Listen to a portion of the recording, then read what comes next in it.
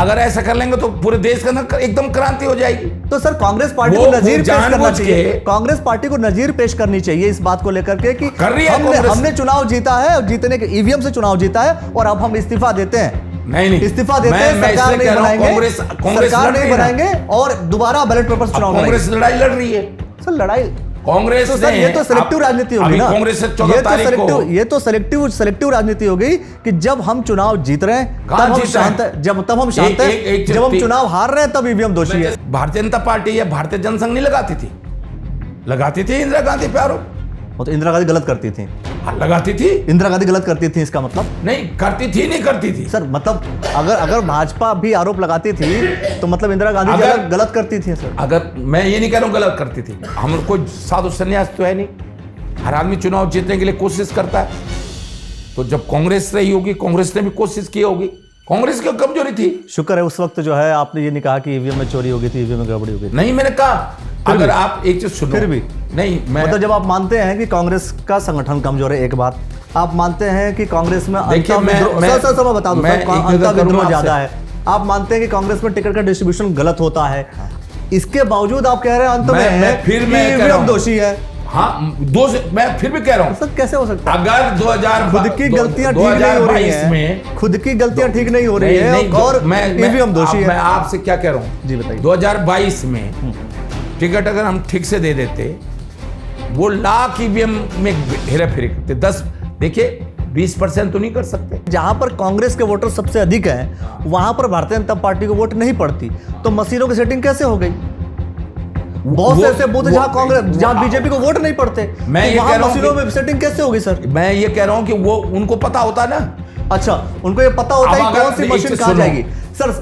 कौन सी मशीन कहां जाएगी पता होता है? जो चोर चोरी करेगा ना, जो चोर चोरी करेगा, जो प्रोग्राम बनाएगा, इसका मतलब आप ये कह रहे हैं कि ईवीएम को ले जाने वाले व्यक्ति से लेकर के डिस्ट्रीब्यूट करने तक हर एक व्यक्ति दोषी है।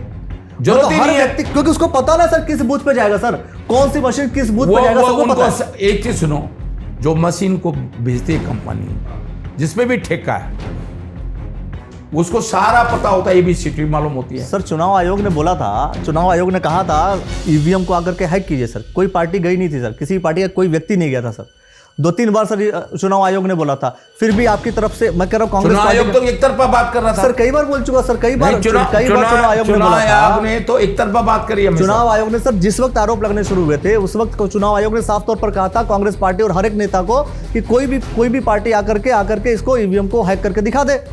सर कोई पार्टी के सदस्य गया भी नहीं। आज मतपत्र से चुनाव हो जाए, सर जहां जीतते हैं वहां ईवीएम खराब नहीं होता है। नहीं खराब वहां भी होता है, तो वहां का तो इस्तीफा दे देना चाहिए, बोलना चाहिए कि अब हम चुनाव जीत चुके हैं सर, चुनाव हम जीत चुके हैं और जीतने के बाद अब हम इस्तीफा देते हैं, अब दोबारा बैलेट से चुनाव कराओ। मैं एक निवेदन कर रहा हूं, बताइए सर। हार जीत कितनी उससे होती है? 5, 10, 15% से। उन्होंने अगर मशीन में सेट कर दिया 15%, तो बाकी सारे स्टेट क्यों हार जाते हैं सर? तो मैं वही ऐसे कंडीशन में बीजेपी तो सारा जीत जाती है। मैं जो कह रहा हूं, माने एक स्टेट में हम 25% से जीत रहे थे, तो सेट तो वहां भी होगी मशीन, वहां उन्होंने 15% सेट रखा है, तो हम वहां 10% से जीतने वाला व्यक्ति 15% क्यों सेट करेगा सर? वो तो पूरा 100% चुनाव जीतेगा ना। इसलिए कि जिससे कि वो अगर ऐसा कर लेंगे तो पूरे देश के अंदर एकदम क्रांति हो जाएगी। तो सर कांग्रेस पार्टी को नजीर पेश करना चाहिए, कांग्रेस पार्टी को नजीर पेश करनी चाहिए इस बात को लेकर के कि कर रही है हमने चुनाव जीता है, जीतने के ईवीएम से चुनाव जीता है और अब हम इस्तीफा देते हैं। नहीं इस्तीफा देते हैं, सरकार नहीं बनाएंगे, सरकार नहीं बनाएंगे और दोबारा बैलेट पेपर से चुनाव कांग्रेस लड़ाई लड़ रही है सर। लड़ाई कांग्रेस तो सर ये तो सिलेक्टिव राजनीति होगी ना, कांग्रेस से 14 तारीख को ये तो सिलेक्टिव राजनीति होगी कि जब हम चुनाव जीत रहे हैं तब हम शांत है, जब हम चुनाव हार रहे हैं तब ईवीएम दोषी है। जैसे हिमाचल में 0.1 कुछ % से जीते हम लोग, हो सकता है अगर ईवीएम सेट नहीं होता तो फिर सरकार क्यों बनाया सर? मैं जो कहना चाहता हूं, हिमाचल चुनाव अगर जीत गए सरकार क्यों बनाया? मैं क्या कह रहा हूं, आपको नहीं लगता कि कांग्रेस पार्टी को मगर नजीर पेश करनी चाहिए सर, कहनी चाहिए साफ साफ करेगी ना? कहां किया सर? जब अति हो जाएगी, चुनाव जीत रहे हैं वहां सर शांति से बैठ जा रहे हैं। मैं क्या कह रहा हूं, एक सीमा होती है। कांग्रेस लड़ाई लड़ रही है कि ईवीएम में आप गड़बड़ कर रहे हैं, वोट चोरी कर रहे हैं, फर्जी वोट बना रहे हैं, कांग्रेस इसकी लड़ाई लड़ रही है। और अब कांग्रेस ने पूरा होमवर्क करना शुरू कर दिया है। अब हमने जैसे अब उत्तराखंड में भी हमने अपने हर पोलिंग बूथ पर अपने एजेंट को, वोटर लिस्ट को चेक करने का काम, अभी 1 साल है हमारे यहाँ चुनाव के लिए, लेकिन हम जो गलतियां दूसरे प्रदेशों में हो गई और जिस तरह इन्होंने बेईमानी करके फर्जी वोट बनाया कि पूरा उत्तराखंड में, दिल्ली में जो लोग रह रहे थे बिहार में वोट बना दिया, वो बिहार में भी वोट दे रहे हैं और जब दिल्ली में वोट हो रहा है वही लोग फिर दिल्ली में भी वोट दे रहे हैं। तो अब हमने इस बात को देखे, जब जगो तभी सवेरा है। आदमी एक बार सोचता है अब जागा है, अब जागी है कांग्रेस। ऐसा ना, जब आदमी को बहुत धक्के लगते हैं, धक्के खा खा के तो सीखता ना आदमी। जब कांग्रेस को लगा कि भाई ऐसा क्या हो रहा है, हरियाणा में हमको लग रहा था हमारी सरकार आ रही है, अचानक माहौल बदल गया। महाराष्ट्र में भी ऐसे हुआ, अब लगातार 3 घटनाएं हो गई, हरियाणा हुआ, महाराष्ट्र हुआ, फिर बिहार हो गया। तो अब कांग्रेस भी और पूरा विपक्ष भी आने वाले चुनाव को उस चुनौती की तरह ले रहा है। अब हम, माना मुझे चुनाव लड़ना है जिस विधानसभा से, तो मैं आज से सचेत हूं कि अगर 163 पोलिंग बूथ हैं, उन पोलिंग बूथ पे मैं देख रहा हूं कि एक एक व्यक्ति, क्योंकि जो लोकल कार्यकर्ता होता है सबको मालूम होता है कि तो कौन वोटर है कौन नहीं है। बेसिकली आप लोग को इसलिए पता नहीं चला क्योंकि कांग्रेस का संगठन इतना मजबूत नहीं था नहीं, जो वॉच कर सके, चीजों को ग्राउंड पे देख सके, और जब हार जाते हैं तो फिर ईवीएम पे ठिकरा फोड़ देते हैं। आज तक किसी ने, मतलब मैं भी लगभग 12 चुनाव लड़ चुका हूं, इस लेवल पे कभी हुआ ही नहीं बेईमानी। ये तो पहली बार, जब से भाजपा जीतनी शुरू कर दी है, नहीं, अटल जी तब भी से थी। बेईमानी हुई है। अटल नहीं, अभी जो ये दौर आया है, अटल जिस जी भी दौर थे, में भारतीय जनता पार्टी जीतना शुरू कर दिया, उस दौर में आपको लग रहा है कि ईवीएम खराब है। 98 में अटल जी आए थे, जब तक कांग्रेस जीत रही तब तक सब कुछ ठीक है। 98 में अटल जी थे, 4 तक प्रधानमंत्री रहे, 4 में कांग्रेस सरकार आई, मनमोहन सिंह प्रधानमंत्री बने, 14 तक रहे, 10 साल तक। मैं इसलिए कह रहा हूं कि जब कोई चीज अति हो जाती है ना, किसी चीज की भी अति हो, हमारे देश की राजनीति में अति क्या है सर कि कांग्रेस पार्टी काफी लंबे समय तक सत्ता से बाहर रह गई है। नहीं, ये कहां रह रही, 14 से तो बाहर ही है। हाँ, 14 से बाहर तो समस्या ज्यादा तो 14 से कोई बहुत बड़ी नहीं है। भाजपा तो 15 जनसंख्या स्थापना 1951 में हुई थी। तो फिर ईवीएम पे आरोप क्यों लगाना सर, ये तो मैं कह रहा हूं। लेकिन ये ईवीएम की भी, इसका मतलब ये थोड़ी है वो, क्या उसमें भारतीय जनता पार्टी या भारतीय जनसंघ नहीं लगाती थी? लगाती थी इंदिरा गांधी पे आरोप। वो तो इंदिरा गांधी गलत करती थी। हाँ, लगाती थी। इंदिरा गांधी गलत करती थी, इसका मतलब? नहीं करती थी सर, मतलब अगर भाजपा भी आरोप लगाती थी तो मतलब इंदिरा गांधी गलत करती थी सर। अगर मैं ये नहीं कह रहा हूं गलत करती थी, जो उनको लगता था हाँ, उसमें वो भी लोग लगाते थे। तो मतलब सिर्फ आरोप की राजनीति, वही तो मैं कह रहा हूं। आरोप की राजनीति, लेकिन वही तो इस समय सिर्फ आरोप की राजनीति, सच कुछ नहीं है। इस समय नहीं, आरोप नहीं है तो सर वही तो इस समय 101%। हाँ, मैं एक ऐसे, क्योंकि मैंने इतने चुनाव लड़े हैं और उत्तर प्रदेश और उत्तरी भारत की राजनीति को मैं बहुत नजदीक से समझता हूं, और मैं कह सकता हूं इस समय कि अगर आज बेईमानी ना हो, फर्जी मतदान ना हो, अधिकारियों के दम पर या ईवीएम के बलबूते पे ना हो, तो मैं ये नहीं करूं कि भाजपा बिल्कुल खत्म हो जाएगी, लेकिन भाजपा की जो पोजीशन है वो ये नहीं रहेगी, क्योंकि इस समय भारतीय जनता पार्टी पे दोनों ताकतें हैं। सरकार में, जैसे मैं जो कह रहा हूं वो सरकार में है और उनके पास पैसा भी है, तो दोनों ताकतों का जो दुरुपयोग हो रहा है, देखिए हर राजनीतिक दल करता है, जो भी सत्ता में रहता है वो ये करता है, लेकिन कांग्रेस ने इस रूप में कभी नहीं किया। अलग तरीके से किया होगा, कांग्रेस ने अलग तरीके से किया होगा, पर किया यही है। कांग्रेस ने इस, मतलब अति नहीं है ना। देखिए, हम कोई साधु संन्यास तो है नहीं, हर आदमी चुनाव जीतने के लिए कोशिश करता है, तो जब कांग्रेस रही होगी, कांग्रेस ने भी कोशिश की होगी, लेकिन और कांग्रेस को उसका नुकसान भी हुआ। अगर इंदिरा गांधी जी ने 77 में 75 एमरजेंसी लगाई जी, तो उसका नतीजा हुआ कि कांग्रेस हार गई और जनता पार्टी जीत गई। चौधरी चरण सिंह मोरारजी देसाई प्रधानमंत्री बन गए, फिर चौधरी चरण सिंह बन गए, फिर चंद्रशेखर बन गए, 3 प्रधानमंत्री 2.5 साल में बने, तो नुकसान हुआ कांग्रेस को। फिर ये आपस में लड़ते रहे, इंदिरा गांधी को जेल भेजने की बात करते रहे, संजय गांधी को गिरफ्तार करते रहे, फिर कांग्रेस लौट के आ गया 80 में, फिर इंदिरा गांधी को मार दिया, खून का एक एक कतरा देश के काम आएगा। तो कांग्रेस की आ गई बोफर्स के मुद्दे पे, फिर विश्वनाथ प्रताप सिंह और रामधन और चौधरी अजीत सिंह और इन सब लोगों ने मिलकर फिर बोफर्स का मुद्दा उठाया। उसी बोफर्स ने जिसने फिर कारगिल में जो है पाकिस्तान को निशाने पे लिया, और वही बोफर्स तोप जो है जिसने कारगिल के युद्ध में विजय दिलवाई, उस बोफर्स के मुद्दे पे जो है घेरा कांग्रेस को, और इंडिया ने फिर जनता दल आ गया।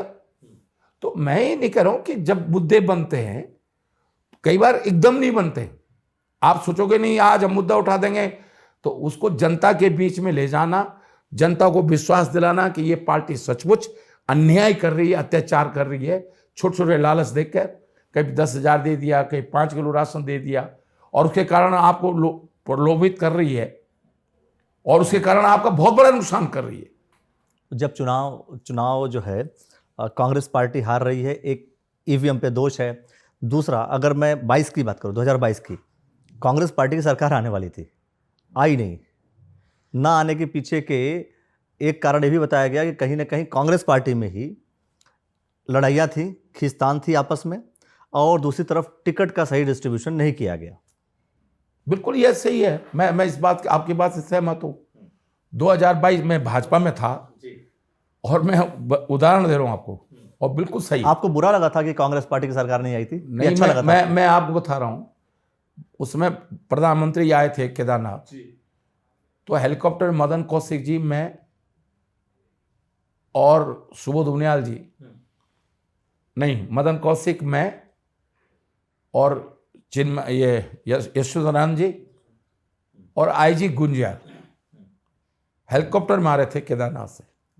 जब हम देवप्रयाग के ऊपर से आ रहे थे तो मदन कौशिक जी ने पूछ दिया कि भाई किस किस सरकार आ रही है, तो मैंने कहा भाई ये आईजी इंटेलिजेंस है गुंजियाल, ये बताएगा, इसमें पूरे प्रदेश की इंटेलिजेंस रिपोर्ट है। तो गुंजियाल ने टाल दिया। गुंजियाल ने कहा नहीं, रावत जी को ज़्यादा नॉलेज है। मैं लिखा, मैंने कहा भाई सच बोलूं? तो मदन कौशिक ने कहा हाँ सच बोलो। मैंने कहा भाई हमारी सरकार नहीं आ रही। आपने बोला था? हाँ, भाजपा की सरकार नहीं आ रही। और मेरी बात का समर्थन गुंजियाल ने किया, कहले सर मैं यही बोलना चाह रहा था जो अभी रावत जी ने बोला। और इस बात को मदन कौशिक ने भी मान लिया, यशोधरानंद ने भी मान लिया, हम चारों लोग थे हेलीकॉप्टर में आ रहे। ये बात बिल्कुल सही है कि जो माहौल था, आप मीडिया के लोगों से पूछ लो, इंटेलिजेंस वालों से पूछ लो, तो फिर अचानक ऐसा हुआ क्या? वो जो आपने खुद ही कहा क्या कि भाई टिकट का डिस्ट्रीब्यूशन खराब हुआ। टिकट अगर हमने सही नहीं दिया, कांग्रेस ने, हमने मतलब उस समय आप भारतीय जनता पार्टी में थे? नहीं, मैं कांग्रेस में आ गया था। हाँ, मतलब तो उस समय जो है टिकट का डिस्ट्रीब्यूशन, हाँ टिकट का डिस्ट्रीब्यूशन सही नहीं हुआ। कांग्रेस अगर टिकट ठीक से नहीं दिए जाएंगे, दूसरा देखिए, अगर हम लड़ाई जो है भाजपा से लड़ने के बजाय आपस में ही लड़ते रहेंगे। मेरा ही जैसा एपिसोड था, माना आज भाजपा ने 16 तारीख को मुझे निकाला था और 17 तारीख को मेरी ज्वाइनिंग हो जाती, फिर 1 लाख लोगों को रैली मैं देहरादून में करता, भाजपा कांग्रेस के बड़े नेता उसमें सम्मिलित होते, तो 5-10% वोट का इजाफा हो जाता। तो आपकी ज्वाइनिंग नहीं होने दी थी इसी वजह से। अब 8-10 दिन लग गए। हाँ। अब 8-10 दिन जब ज्वाइनिंग में लग गए तो जो एक माहौल बनता है वो डाउन हो गया। उसका मेरे ज्वाइनिंग से जो फायदा होना चाहिए था वो नहीं हो पाया कांग्रेस को। तो कई बार क्या होता है कि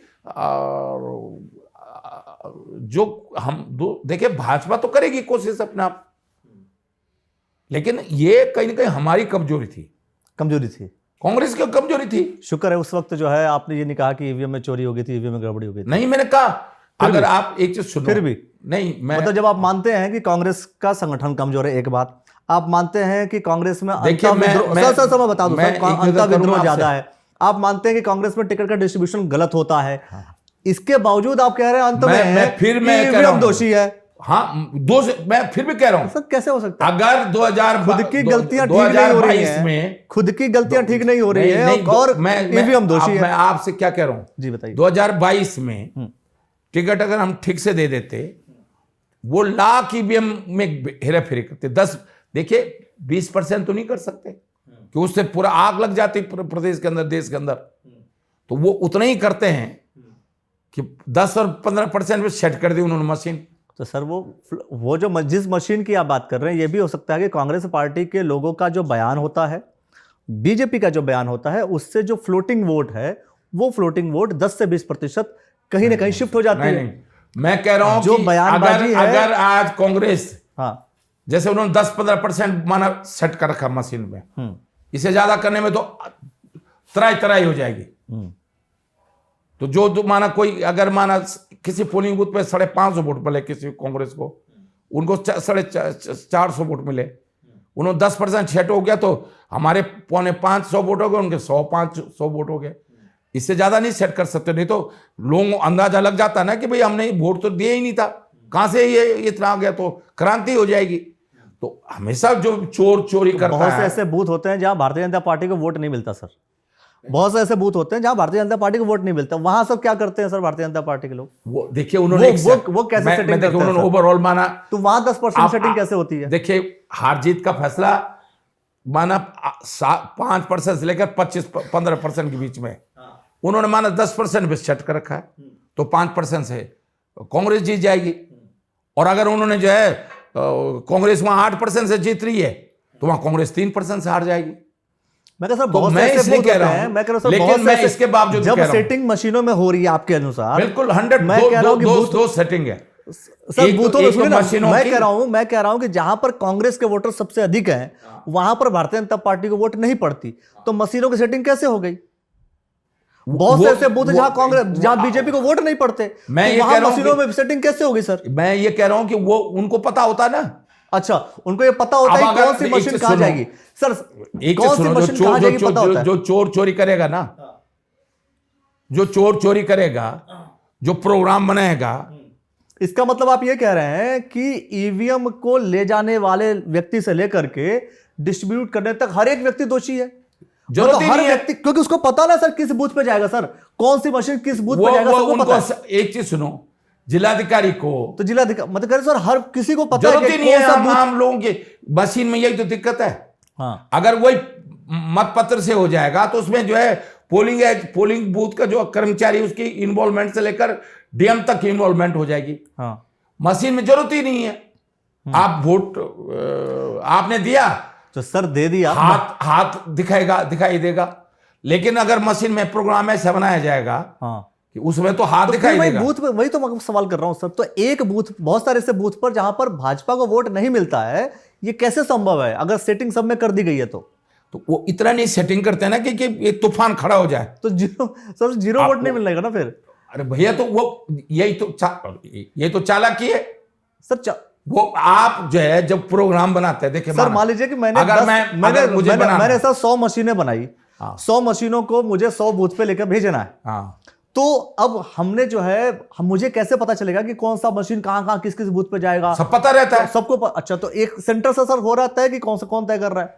सब पता होता है, डीएम को सब पता होता है, जो मतलब डीएम और इलेक्शन कमिश्नर बैठ करके तय करते हैं कि अच्छा ये यहाँ या मैं एक निवेदन करूं आपसे, ये कैसे संभव हो सकता है? मैं एक निवेदन करूं आपसे, बताइए सर। जो मशीन भेज रही है कंपनी, जो मशीन को भेजती है कंपनी, जिसमें भी ठेका है, उसको सारा पता होता है, एबीसीडी मालूम होती है। सर चुनाव आयोग ने बोला था, चुनाव आयोग ने कहा था ईवीएम को आकर के हैक कीजिए सर, कोई पार्टी गई नहीं थी सर, किसी पार्टी का कोई व्यक्ति नहीं गया था सर, 2-3 बार सर चुनाव आयोग ने बोला था, फिर भी आपकी तरफ से, मैं कह रहा हूं कांग्रेस चुनाव आयोग तो एक तरफा बात कर रहा था सर, कई बार बोल चुका सर, कई बार चुनाव आयोग ने तो एक तरफा बात करी है। चुनाव आयोग ने सर जिस वक्त आरोप लगने शुरू हुए थे, उस वक्त चुनाव आयोग ने साफ तौर पर कहा था कांग्रेस पार्टी और हर एक नेता को कि कोई भी पार्टी आकर के इसको ईवीएम को हैक करके दिखा दे। सर कोई पार्टी के सदस्य गया भी नहीं। नहीं, ऐसा नहीं है। अब न्यायालय में क्यों नहीं कह रहा चुनाव आयोग?